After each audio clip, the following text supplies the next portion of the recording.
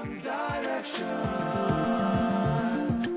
Able minds are working, open hearts are learning. Give me some direction, direction.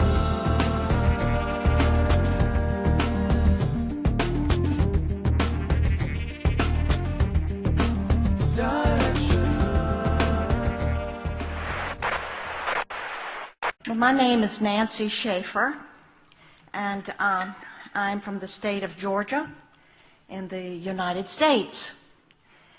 And thank you for your gracious invitation to join you tonight. And thanks to all of you who have made this incredible World Congress of Families #5 in Amsterdam possible. It's a privilege for me to join you tonight and to be with you in some pro-family policy here. I will share with you on the unlimited power of Child Protective Services. I served in the Georgia State Senate, and after 4 years of viewing the ruthless and unsparing actions of Child Protective Services, also called CPS, which I will use tonight, I wrote a scathing report entitled "The Corrupt Business of Child Protective Services." Thank you. The report cost me my Senate seat. Here's some copies of the report, if you'd like to get one. However, there are causes worth losing over, and this is one. I'm going to talk about some of the problems and then some realistic, maybe, solutions for families and children, and maybe look to some steps that we can take. This is not to say that there are not those children in wretched situations who need to be removed. There are, and we all agree. But tonight, I'm talking about those children removed from their homes intentionally for profit. Children are seized unnecessarily from their families due to the federal aid created in 1974 entitled the Adoption and Safe Families Act. It offers financial incentives to the states that increase adoption numbers. To receive the adoption incentives or bonuses, local CPS must have more children. They must have more merchandise to sell. Funding is available when a child is placed in a foster home with strangers or placed in a mental health facility and medicated, usually against the parents' wishes. Parents are victimized by the system that makes a profit for holding children longer and bonuses for not returning children to their parents. This is abuse of power. It is lack of accountability. And it is a growing criminal political phenomenon spreading around the globe. Oftentimes, but not always, poor parents are targeted to lose their children because they do not have the wherewithal to hire an attorney or fight the system. Being poor and lacking proper housing does not mean your children should be removed. CPS has redefined poor to mean psychologically inferior. Therefore, it is in the best interest of the child to be removed. Best interest, of course, has also been redefined at the child's expense. It has been reported over and over that 6 times as many children die in foster care than in the general public. Once a child is legally kidnapped and placed in official safety, the child is far more likely to suffer abuse, including sexual molestation and or rape. Case workers and social workers are often guilty of fraud. They withhold and destroy evidence, and they seek wrongly to terminate parental rights while being protected by state immunity. There is a huge bureaucracy made up of judges, court-appointed attorneys, guardian ad litems, social workers, state employees, court investigators, therapists, psychologists, psychiatrists, foster parents, adoptive parents, and on, who are looking to the children in state care for their job security. Judges have control over private living arrangements and income of 48.3 million Americans.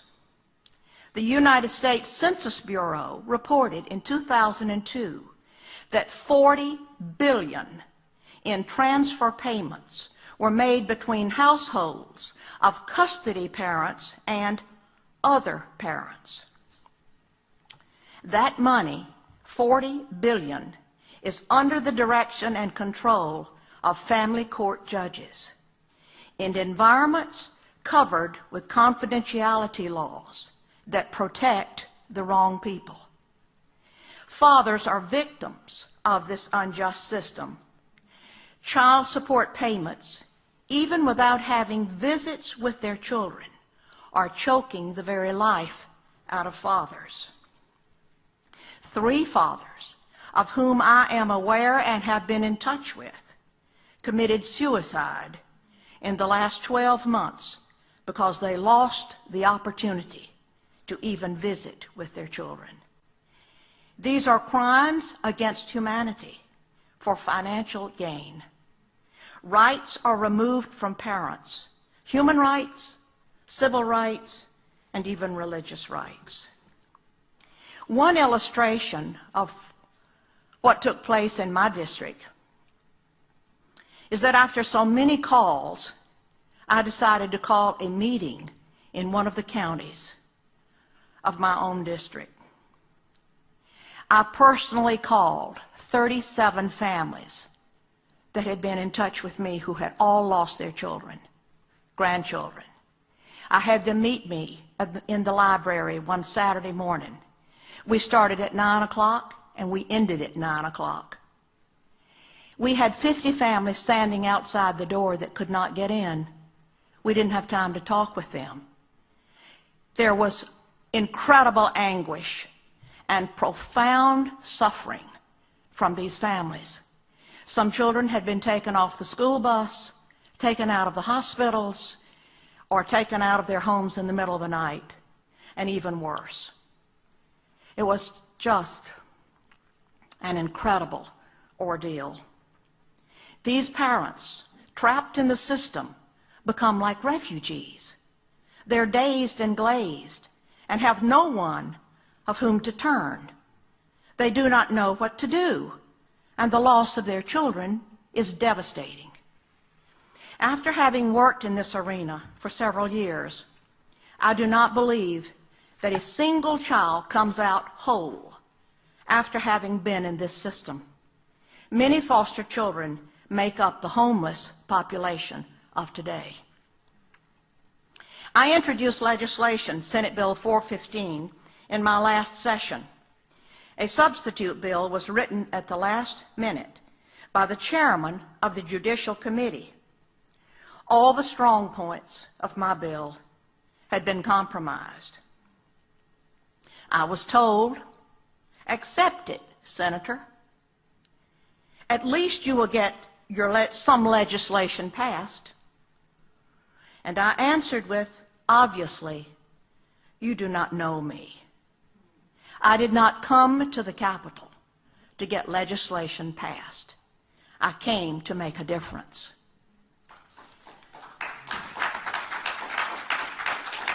What can be done? An independent audit should be called on every state of all Child Protective Services departments. I am in touch with congressmen and state officials, and the door may be possibly opening very slowly. A federal congressional hearing is needed. But let me add, due to the hundreds upon hundreds of cases that I've been called to consider, I placed calls to state senators, representatives in their respective states across the country, asking them to help me with certain families. And I was told, if I help that family, or if I help you, I will lose my job. Remove, abolish the federal and state financial incentives, and those are taxpayer dollars. Those dollars have turned CPS into a business that takes children and separates families for money. Open family court. Remove the confidentiality laws. Give parents their rights verbally and in writing. I even feel that to terminate the rights of parents, the case should be heard before a jury. Family rights and parents' rights must be protected. We do not need more influence like the UN's Convention on the Rights of the Child. It's anti-parent, anti-child, and anti-common sense for the family. There has to be perseverance for any great reform, and great reform is needed in this area. As Charles Spurgeon put it, how do you tame a lion that is well fed? First, he must be brought down. Second, his stomach must be lowered. How do you tame Child Protective Services?